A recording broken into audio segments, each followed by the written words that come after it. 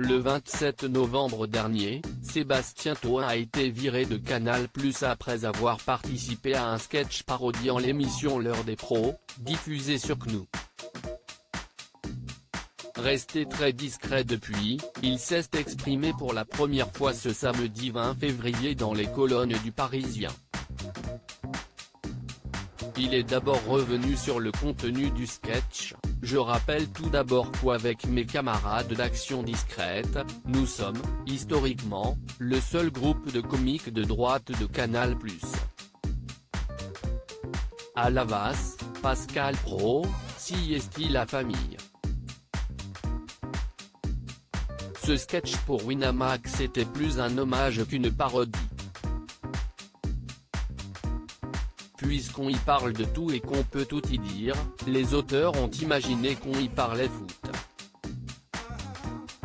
Pour rire, dit-il en premier. Il indique ensuite avoir été appelé par Gérald Brice-Viret, le directeur général des antennes de Canal+. 2 jours plus tard, il me dit que le sketch pose un gros problème en interne. Avec Dom, on tombe de notre chaise, on hallucine, mais vu les proportions que ça prend, je me rends compte que visiblement, j'ai fauté. Il affirme également qu'il pensait que cette annonce était une blague ou une caméra cachée pour TPMP. Une fois le sketch diffusé, comment a réagi Pascal Praud? Il m'a appelé très vite pour me dire qu'il s'était marré. Il a ajouté, au pire t'auras une mise à pied. Mais en même temps Seb, toi et tes potes, vous êtes incontrôlables, mais dans quel monde vous vivez, là? On ne peut plus faire ça aujourd'hui. Il m'a refait le sketch, mais en sérieux. Moi je rigolais, confie-t-il. Ce licenciement, Sébastien Toen a été très triste de l'apprendre. Canal, CST ma chaîne, j'y étais depuis 18 ans, j'ai tout donné pour les abonnés, j'ai même été en garde à vue avec Action Discrète, dit-il.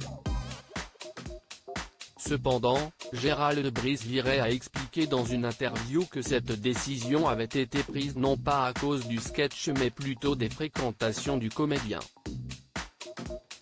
Je pensais payer un jour ma proximité avec des anciens de la French Connection, mais visiblement l'ennemi public N-1, CST Julien Cazard avec qui je m'affichais, affirme-t-il en rigolant.